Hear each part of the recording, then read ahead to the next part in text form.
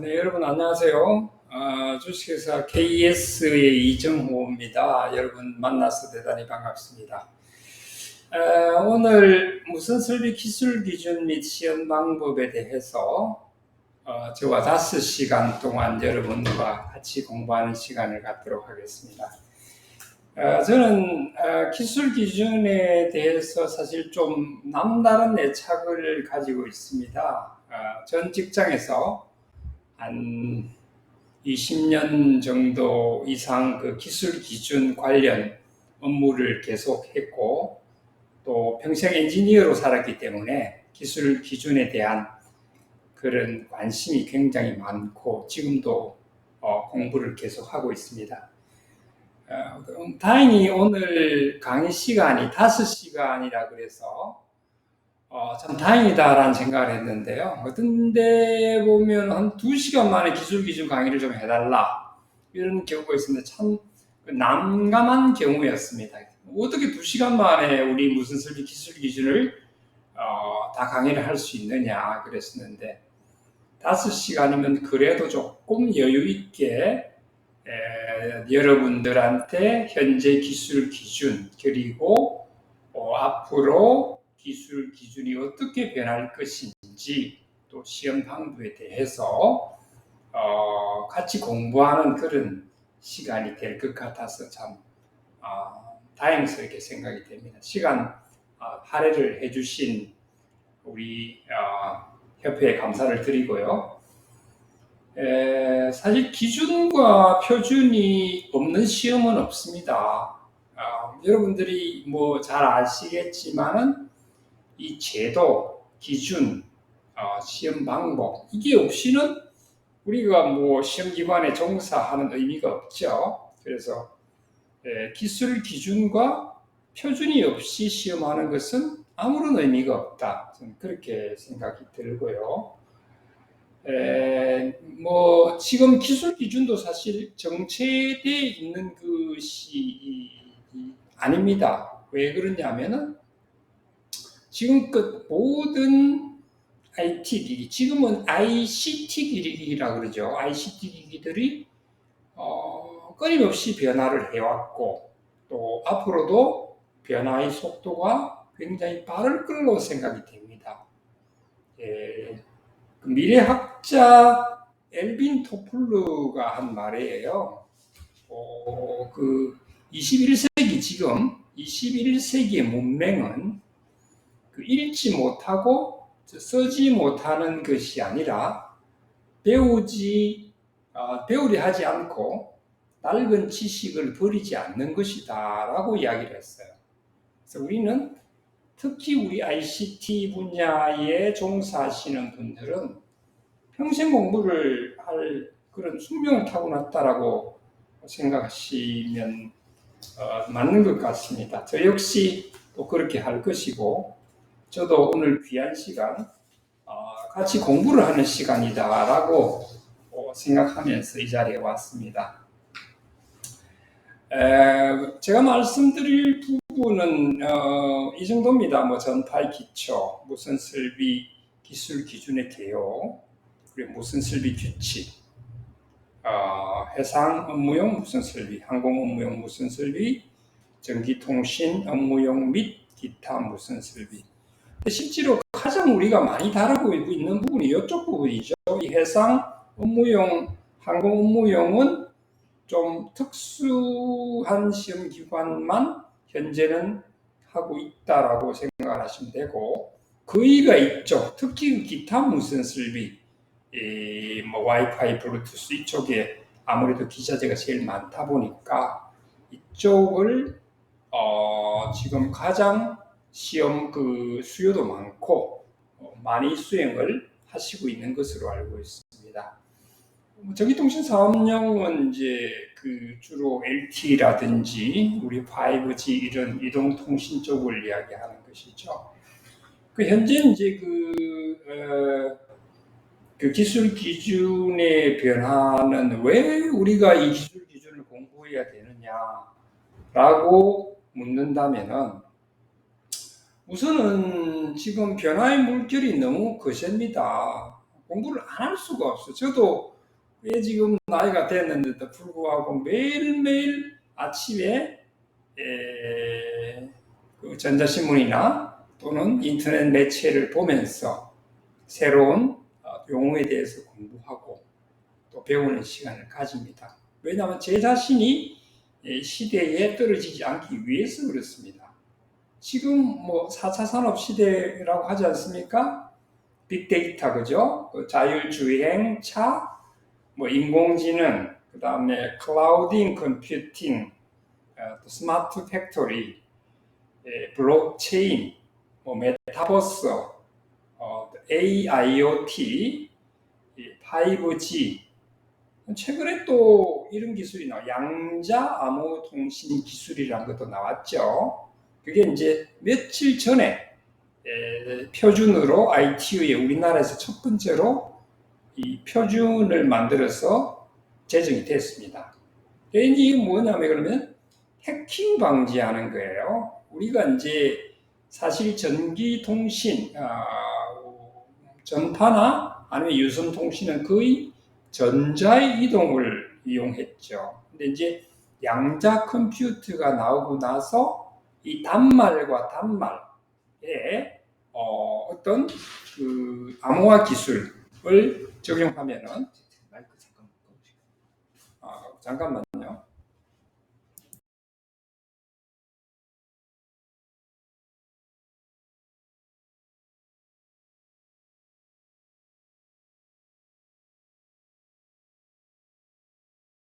예, 계속하도록 하겠습니다. 그래서 그런 과정들이 계속 늘어나고 있다라고 생각하시면 되겠습니다. 자, 다음 먼저 넘어가겠습니다. 사실 전파의 기초는 여러분들이 다 알고 계신 걸로 생각이 됩니다.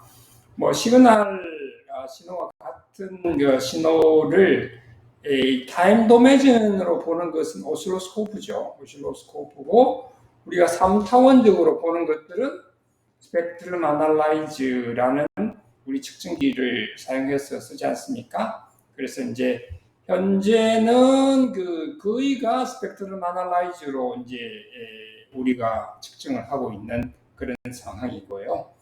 이게 보통 이제 이 퀀텀 축에서 이 사이클이 변하면은 이게 이제 각도가 이렇게 변화되는 거죠. 45도, 90도, 180도 이런 식으로 변하는 거죠. 예, 그런 앵글과 그 다음에 사인 곡선을 그리는 것에 대한 그런 화면이 되겠습니다. 뭐 기초 쪽은 빨리빨리 넘어가도록 하겠습니다. 뒤에 조금 이제 실제로 우리가 다뤄야 될 부분들이 많기 때문에 그렇게 하도록 하겠습니다. 예. 전파 기초 쪽에 이것도 이제 원래는 제가 그 파일을 이 실시간 움직이는 파형을 이렇게 드렸는데 이 구름이를 쓰다 보니까요 이 구현이 잘 안 되네요. 그래서 사인 스퀘어가 이렇게 나오는 그런 과정을 나타냈습니다. 타임 도메인과 프리퀀시 도메인, 주파수 도메인에서는 이렇게 일정한 주파수로서 나타나게 되죠. 그러니까 꼭 이 실제로는 시간적으로 변화는 하지만 프리퀀시 도메인으로는 하나의 짝대기로서 이렇게 표시가 되는 것이죠. 그런 것을 표현한 것입니다. 그 다음에 우리가 어떤 타임 도메인 상으로 줬을 때 이건 이제 1초, 1헬스에 한 번 변하는 것, 그죠? 그 다음에 이건 3헬스가 되겠죠. 이건 5헬스가 되겠고, 이것을 주파수 도메인으로 봤을 경우에는 파란 막대가 1헬스는 이렇게 표현이 될 것이고, 이렇게 표현이 된다는 거죠. 이건 다 기본적으로 아실 건데, 지금 이게 동영상이 리얼타임이 안 되다 보니까 좀 이해가 안 되실 부분이 있을지 모르겠습니다만은, 이런 식으로 타임 도메인과 주파수 도메인 쪽에 것이 나타난다라고 그렇게 보시면 되겠습니다. 예, 세 번째 그림입니다. 이것도 마찬가지인데 주파수들이 이렇게 점점 높아지면은 파장은 좀 짧아지죠. 그런 것들을 나타낸 것이고요. 파가 중첩되면은 이게 이러한 사이클로도 나타나게 된다. 뭐 1헬스 할 경우에는 이게 아주 완만한 곡선으로 되지만, 이렇게 완만한 곡선으로 되지만 여러 가지 주파수들이 중첩됐을 경우에, 그리고 여기다가 어떤 0과 1의 신호를 시키면 이런 형태로서 나타내 줄 수 있다. 왜 디지털이 좋으냐고 이야기를 했을 경우에, 이제 이런 어떤 그 하모닉스들을 우리가 잡음으로 처리를 할 수 있다는 거죠. 이게 0, 이게 1 이런 식으로 표현이 된다는 거죠. 그래서 이 디지털이 잡음이 강하다는 것은 약간의 어떤 노이즈 플로우가 있다 하더라도 1로서 충분히 커버가 된다. 그거는 이런 것도 0으로서 된다는 그런 특성을 나타내주고 있습니다. 네, 이게 이제 정위상과 똑같은 위상의 것을 하면 당연히 중첩되겠죠. 뭐 이건 사실 기본적인 이야기고요. 그리고 정위상과 90도 사이클이 다른 경우에는 상쇄가 되어버리는 그런 그 화면을 나타내고 있습니다. 뭐 이런 선거는 사실 뭐 기초 과정인데, 그것도 그냥 간과할 수 없겠다 그래서 슬라이드에 좀 넣어봤고요. 빨리빨리 넘어가도록 하겠습니다. 그 다음에 위상이라는 게 나오죠. 페이즈는 이런 1사이클이 있으면 이게 이제 정위상이 되는 거죠. 정위상이고, 얘와 얘가 중첩이 되면 1헬스와 2헬스가 중첩이 되면은 이러한 곡선, 빨간 곡선이 나타나게 되죠. 그리고 또 이게 3헬스가 되겠죠. 3헬스가 되면 이러한 곡선으로서 표현이 되겠고요. 이것은 4헤르츠가 되겠죠. 4헤르츠가 되면은 이런 식으로 파형이 나타난다는 거죠. 네. 그 다음에 이제 변조와 복조를 사실 모르시는 분은 없을 겁니다. 변조와 복조를 하는 가장 근본적인 이유는 소리는 한계가 있다. 아무리 우리가 소리를 크게 지른다 하더라도 공기중을 전파하기 때문에 감쇄량이 너무나 심하다. 그렇기 때문에 우리가 전파의 캐리어에 우리 목소리를 실어서, 또는 어떤 데이터 신호를 신어서 이것을 멀리 보내기 위해서 보낸다. 이 반송파라고 하는 것이 이제 영어로는 캐리어라 그러죠. 그리고 이제 우리가 말하는 거라든지 디지털 어떤 그 신호라든지 이거는 이제 시그널이죠. 그래서 캐리어의 신호를 실는 과정, 이게 이제 변조. 그 다음에 다시 이쪽에 다 왔을 경우에 멀리 왔기 때문에 시그널의 감쇄가 심하고, 이렇기 때문에 다시 크게 증폭을 해서 복조, 이제 디텍트죠. 디텍트를 하는 거고, 여기서는 이제 모듈레이션, 여기서는 디텍트, 그렇게 됩니다. 뭐 보통 라디오의 원리하고 같은 그런 상황이 되겠습니다. 그 다음에 이것도 뭐 잘 아실 거예요. 이제 뭐 이 캐리어에 신호를 실는다는 과정은 사람이 차에 타는 과정. 사실 차는 우리가 어느 일정 장소를 가기 위한 매개체지에 필요한 건 아니잖아요. 우리가 사람이 가면 이 차는 필요가 없게 되는 거고, 그래서 내리는 거고, 그런 것들을 나타내는 거고. 그 다음에 이제 이 아날로그 신호를 이제 주파수에 의해서 실는데, 보통 이제 우리 음성 신호를 그냥 보낼 수는 없죠. 보통 음성 신호는 뭐 진폭이 커봤자 20에서 2만 헤르츠 정도밖에 안 되기 때문에 고유의 변조 발진기, 이게 이제 우리의 캐리어 주파수가 되는 거죠. 보통 ITU에서 정한 전파의 정의는 9kHz에서 3000GHz 이하를 이제 전파라고 통칭하죠. 그 주파수 내역 내에 있는 전자파의 주파수를 우리는 보통 전파라 그런다. 그렇게 정의가 되어 있기 때문에 9kHz의 클락을 가진 것들은 다 우리가 전자파 시험을 지금 하고 계시는 걸로 알고 있습니다. 그래서 이런 신호를 이제 믹스해 주면은 이 아날로그 신호와 고유의 발진 신호가 믹스가 돼서 이제 뭐 다중화할 수도 있고 그냥 완 캐리어로 해서 송신 출력을 높여서 이렇게 보내는 방식. 그리고 이제 수신기에서는 여기 멀리 온 신호를 약하게 날아온 신호를 증폭시켜서 이제 다중화된 것은 그러니까 뭐 다중화는 TDM도 있고 FDM도 있겠죠. 타임 디비전으로 가느냐, 프리퀀시 디비전으로 가느냐 해서 다시 이거를 고해 발진기에서 믹스 시켜가지고 우리 음성을 뽑아내는 과정을 설명하고 있습니다. 이건 뭐 기초 과정이니까 잘 아실 걸로 생각되고 지금 심화 과정이니까 그림만 봐도 잘 아실 걸로 생각이 됩니다. 빨리빨리 넘어가도록 하겠습니다. 마찬가지입니다. 똑같은 원리에서 설명을 하고 있고요. 요 앞 슬라이드와 같은 의미로 보시면 되겠습니다. 그 다음에 이제 어떤 주어진 신호에서 사실 지금은 뭐 AM 같은 경우는 쓰지 않죠. 지금 방송사에서도 거의 다가 AM 쪽에서는 내리고 있는 상황이고 뭐 실제로 525에서 1605 사이에 AM 수신기를 지금 사용하는 곳은 없습니다. 거의 없고 다만 이제 이론적으로 이런 것도 전파공학에서 기본적으로 다루고 있기 때문에 설명을 드리는 거고요. 너무나 많이 본 그림이죠. 그 다음에 요것은 이 축으로 해서 요건 이제 영도가 되겠죠, 그죠? 페이스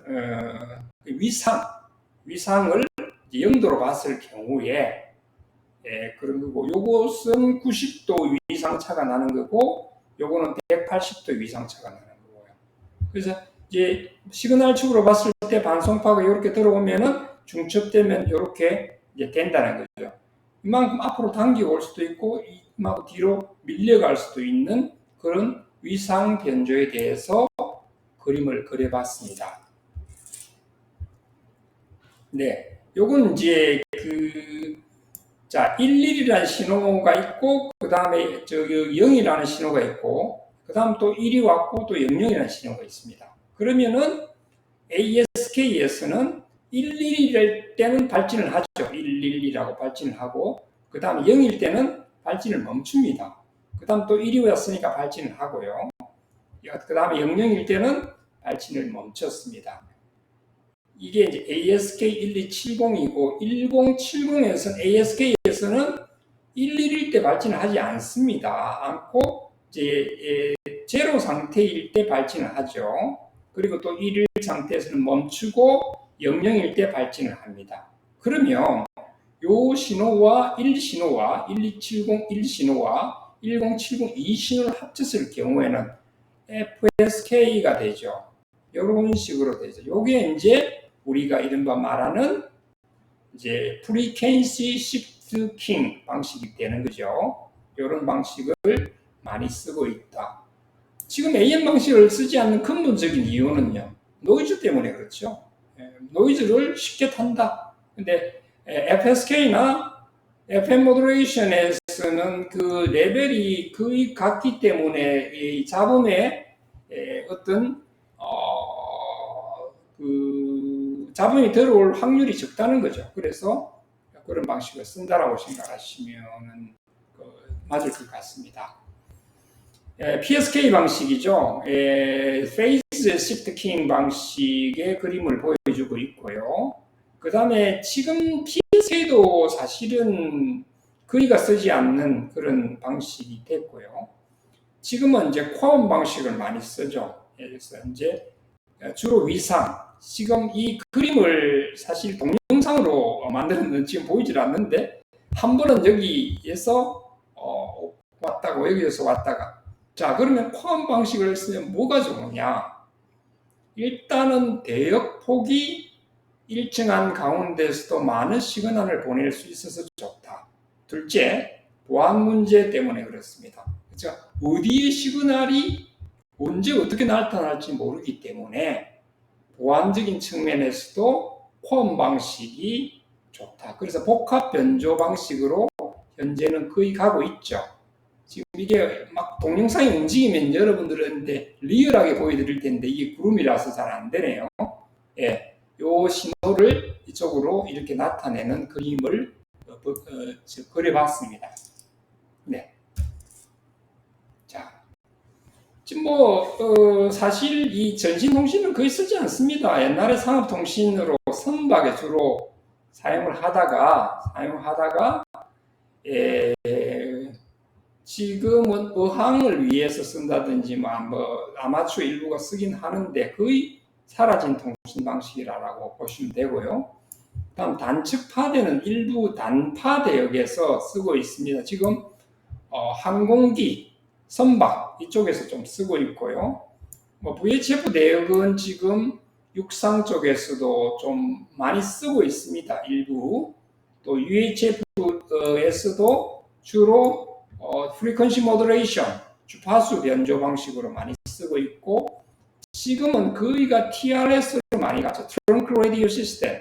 TRS가 좋은 장점이 뭐냐? 여러 그룹 통화도 가능하고요. 일부 그룹 통화 또는 전체 그룹 통화를 내가 지정해 줄 수 있죠. 그래서 1대1 통신은 물론 가능하고요. 그래서 트렁크 라디오 어떤 그룹을 정해서 무선 통신을 할 수 있는 그런 시스템이기 때문에 또 이게 좋은 게 아날로그가 아니고 디지털이죠. 예. 그래서 지금 열차 무선이나 또는 어떤 집단의 그 그룹에서는 TRS 방식을 굉장히 많이 쓰고 있습니다. 그 다음 데이터 통신이 지금 거의 주라고 생각하시면 되겠습니다. 지금 거의가 디지털 통신이고 데이터 통신이죠. PSK 말씀드렸고요. FSK 말씀드리고 RTTY는 이제 라디오 텔레타이프라는 건데요. 지금 거의 쓰지는 않습니다. 이런 방식이 있고 그 다음 기상 팩스 같은 경우도 거의 쓰지 않습니다. 이게 결국은 이런 것들은 저것 때문에 그렇죠. 우리 그 인터넷의 급속한 발달로 인해 가지고 지금의 통신 방식은 뭡니까? 백본만 하나만 딱 구성하면은 끝나버리는 그런 시스템이 됐다는 거죠. 그리고 GPS 이게 앞으로 굉장히 중요한 역할을 할 수 있다고 생각이 됩니다.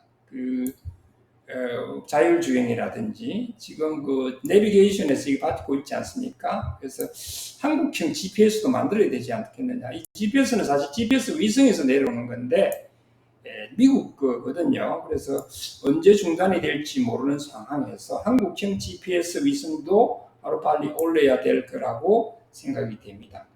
그 다음에 많이 아시는 WCDMA, 그 다음 LT, Long Term Evaluation이죠. 그 다음 무선 랜 등 다 지금 디지털입니다. 데이터 통신이 아닌 게 거의 없죠. 사실은 아날로그를 시험해 본 게 별로 없죠, 그죠? 와이파이부터 시작해서 전부 디지털이니까요. 아날로그, 그래서 마을 방송 좀 하고, 몇 가지 지금 생활무전기도 지금 디지털로 많이 전환이 되고 있죠. 디지털로 하면은 일단 좋은 게 협대역화가 가능하잖아요. 굉장히 쉽잖아요. 아날로그는 한 8.5km 대역폭이 그 정도 되죠. 8.5km 정도 되는데 그보다 훨씬 협대화할 수 있고 그 다음에 다중화할 수 있고 그렇기 때문에 데이터 통신으로 가는 게 맞다. 이미 오래전부터 데이터 통신은 아주 많이 쓰고 있는 것으로 기술 기준이 그렇게 가고 있습니다. 예, 음향 샘플을 제가 해왔는데 이거 역시 구루미에서는 구현이 안 돼서 이런 거를 제가 좀 캡처를 해왔거든요. 몰스보가 어떻게 나오는지 RTTY를 소리로 들으면 어떻게 되는지, PSK32를 소리로 들으면 어떻게 되는지, 뭐 텔렉스는 어떤 건지, 항공통신인지 캡처를 해왔는데 아쉽게도 지금은 이 파일 연동이 안 돼서 들려드릴 수가 없네요. 하여튼 뭐 여러 가지 이런 통신 방식들이 있습니다. 그리고 우리가 차범위라고 생각됐던 것들이 사실은 통신 방식의 일종일 수도 있습니다. 참고하시면 됩니다. 뭐 삐리릭거린다든지 이런 것들이 노이즈가 아닌가 했는데 사실은 그게 어떤 신호원으로 동작되는 경우도 많이 있습니다. 참고하시면 될 것 같습니다. 다음에는 이제 요거는 우리 시험 성적서 작성하는데 는 직접적인 영향은 없는데 무슨 허가나 아니면은 전파의 기본적인 특성을 아는 데는 굉장히 중요한 사항입니다, 사실. 이건 좀 아실 필요가 있고요. 생각보다 많이 모르시더라고요. 심화 과정이니까 이런 것들을 좀 정말 꼭 알아야 되는 것들 위주로 제가 말씀드리겠습니다. 8K50라는 거는 첫째 기호죠. 첫째 기호인데 이게 이제 피로 주파수 대역폭입니다. 이게 K는 10의 3승이죠. 피로란 말이고요. 이제 대역폭을 처음에 적습니다. 처음에 적고 그 다음에 전파의 기본 특성을 두 번째 적고 세 번째 추가 특성을 적도록 이렇게 세 가지를 한꺼번에 적도록 되어 있습니다.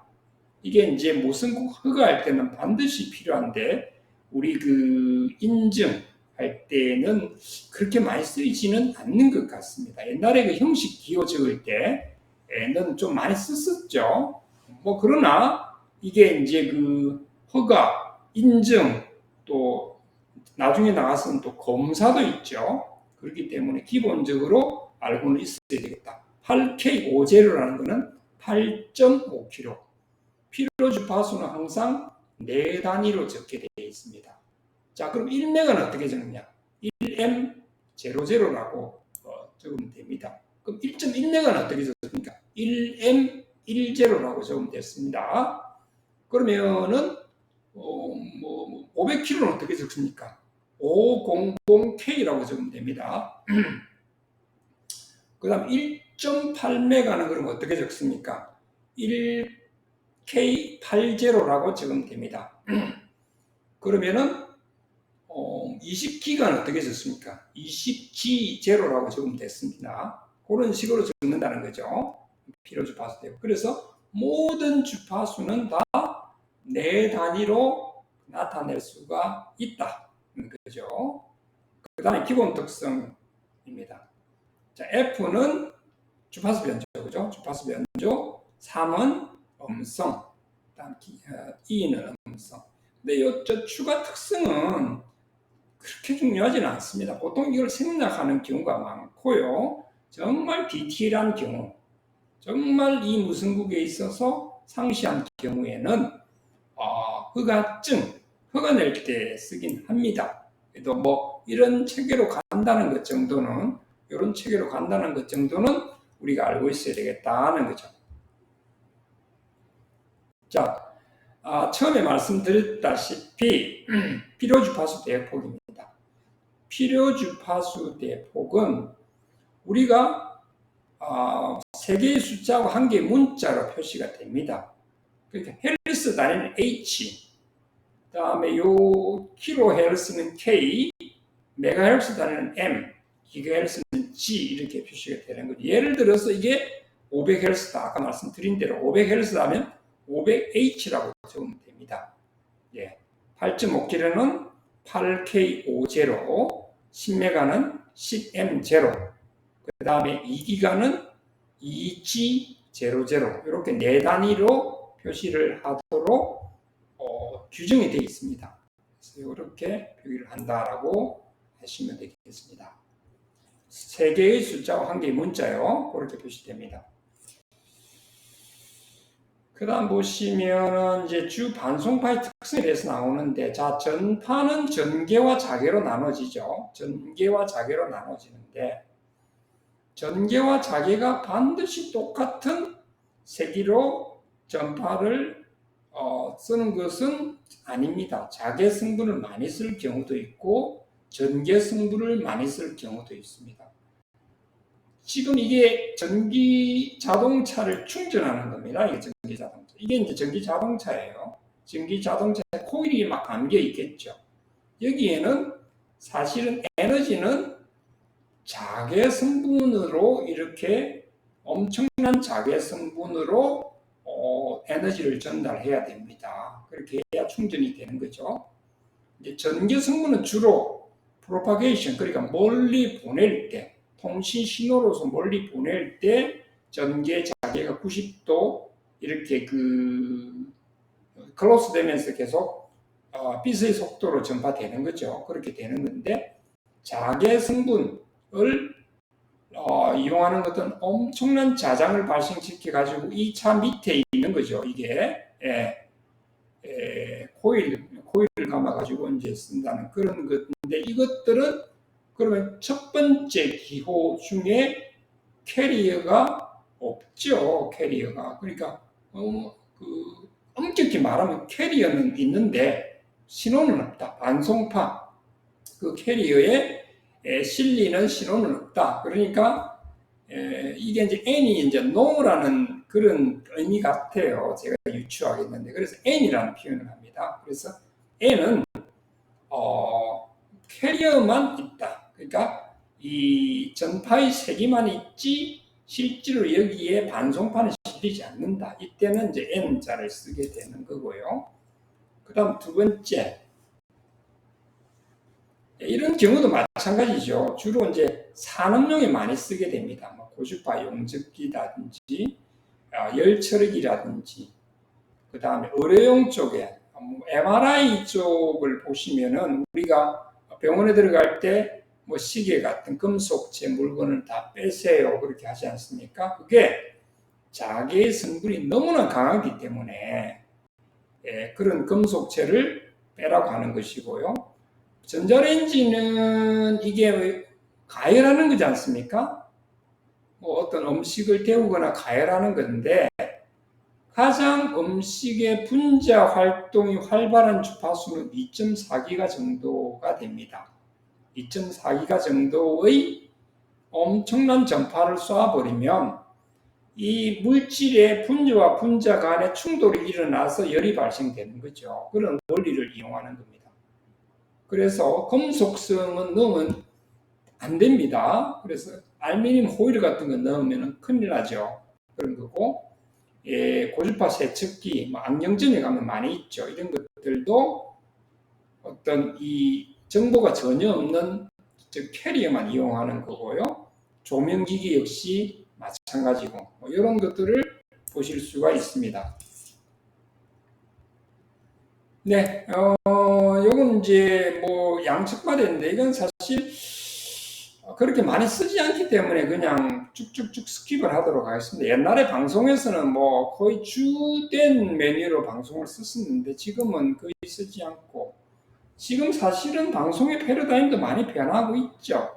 전파를 쓰는 방송들이 많이 좀 줄어들고 있다라고 생각하시면 되고요.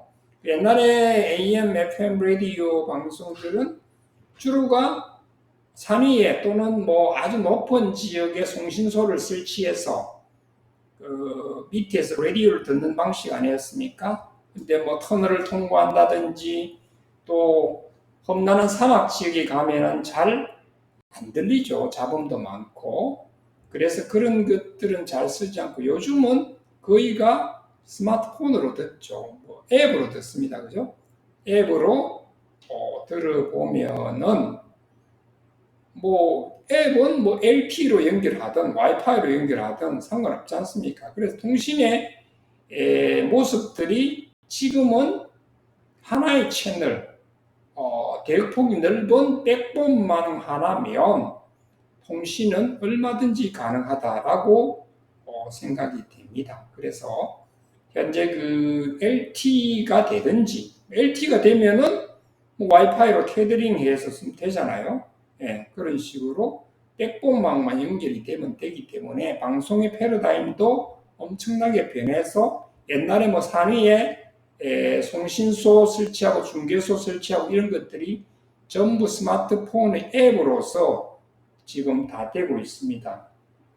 그런 앱들 여러분들 많이 사용하고 계시죠?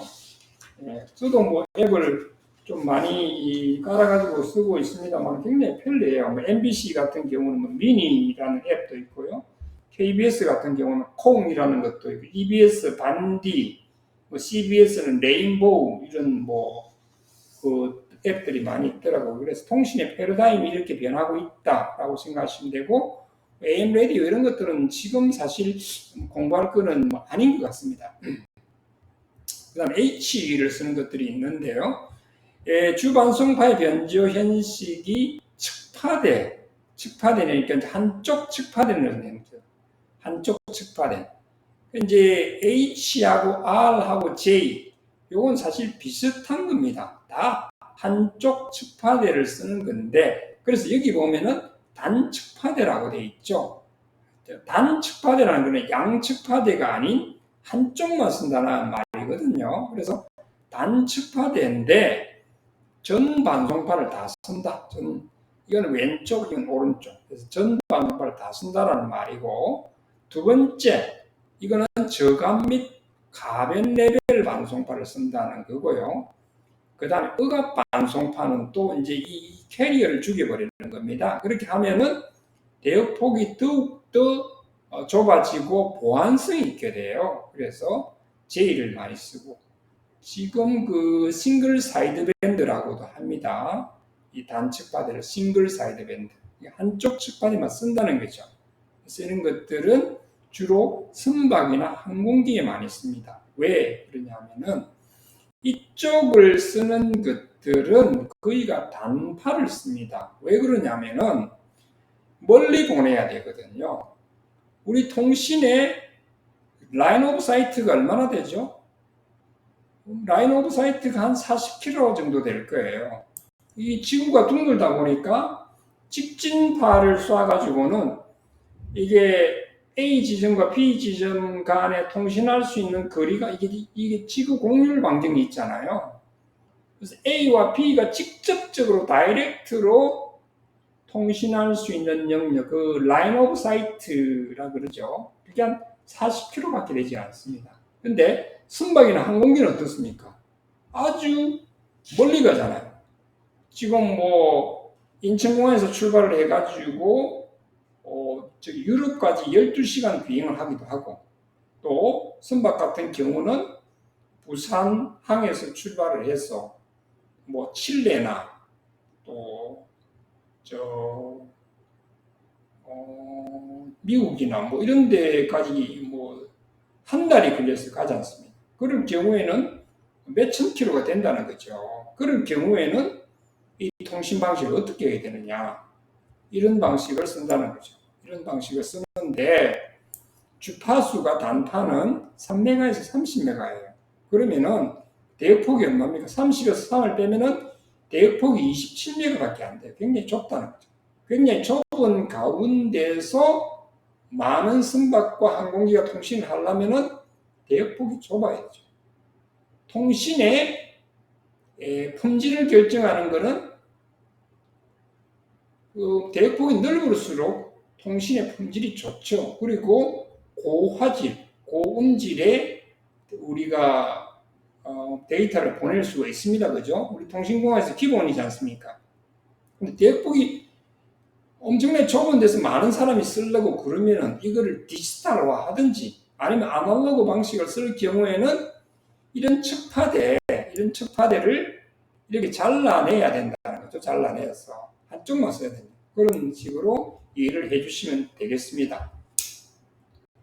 자, 여기 이제 J, 아까 말씀드린 대로 단파대 J입니다. 그래서 보통 이제 이렇게 되고요. 그래서 캐리어도 죽여버립니다. 그래서 음성이 나갈 때만 신호원이 나가는 그런 게 단측파대 억압 반송파가 되겠습니다.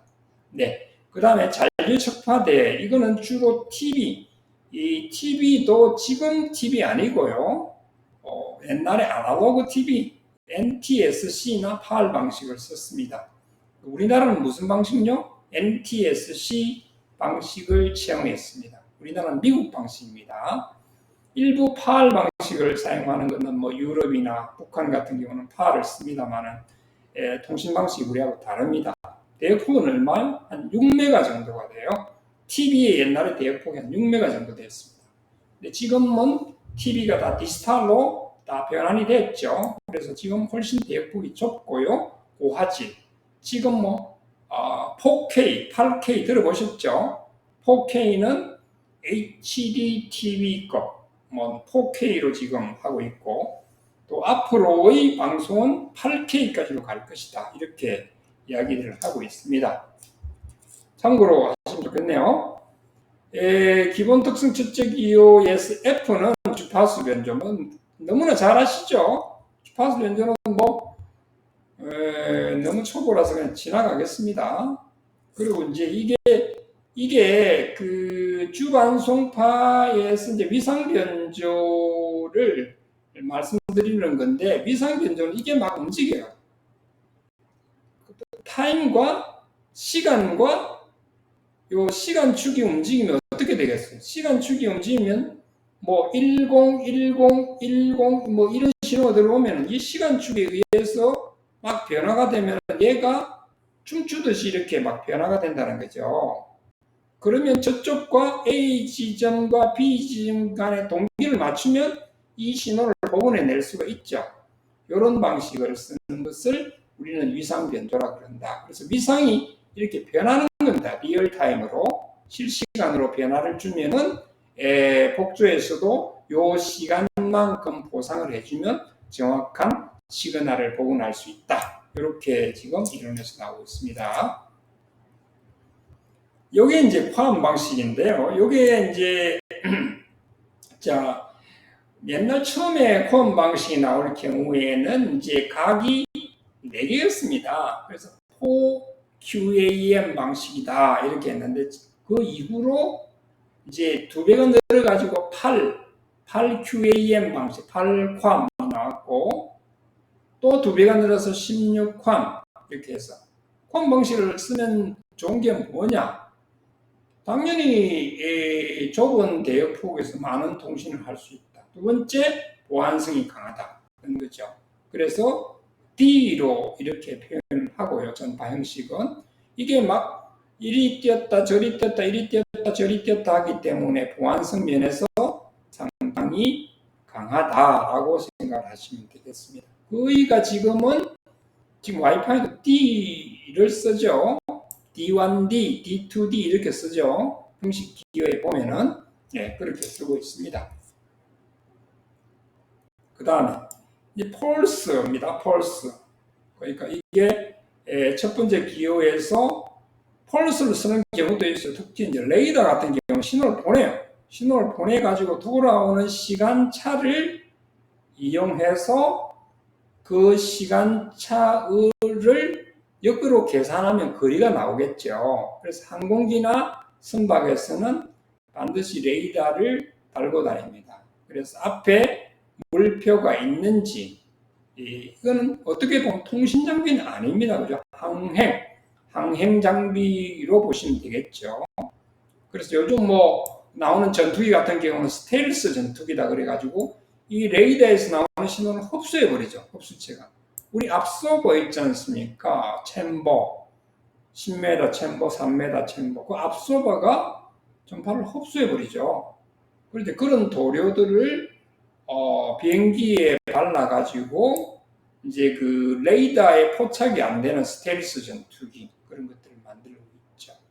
네, 그런 기술들이 나오고 있다. 그래서 어쨌든 간에 이 P를 쓰는 거는 펄스 신호인데 굉장히 주기가 짧습니다. 굉장히 주기가 뭐 어마어마하게 짧아요. 그럼 피크 펄스를 줘서 돌아오는 시간을 계산해서 그 항공기나 또 선박의 위치를 계산하는 그런 방식으로 P를 많이 쓰고 있습니다. L 잘 안 쓰는 방식입니다. 연속 펄스 방식인데요. 역시 시간 변조 방식이고 이 시간차를 이용해서 똑같은 그 수신에서 타임을 디텍트하면 이 시그널을 복원할 수 있는 방식이죠. 현재는 거의 쓰지 않습니다. 그렇게 돼 있고요. 그 다음에 이제 요게 둘째 기호입니다. 무변조 신호는 0으로 표시를 하고요. 그 다음에 변조용 부반송파, 이게 이제 캐리어죠. 캐리어를 실느냐 안 실느냐인데 1과 2는 비슷합니다. 비슷한데 정보가 포함되어 있느냐 포함되어 있지 않느냐 따라 가지고 틀려요. 진폭 주파수 위상의 정보가 포함되어 있느냐 아니면 변조 신호가 포함되어 있느냐에 따라 가지고 1과 2로, 그러니까 0은 아무런 정보가 없습니다. 반송파, 즉 캐리어만 있는 거는 0.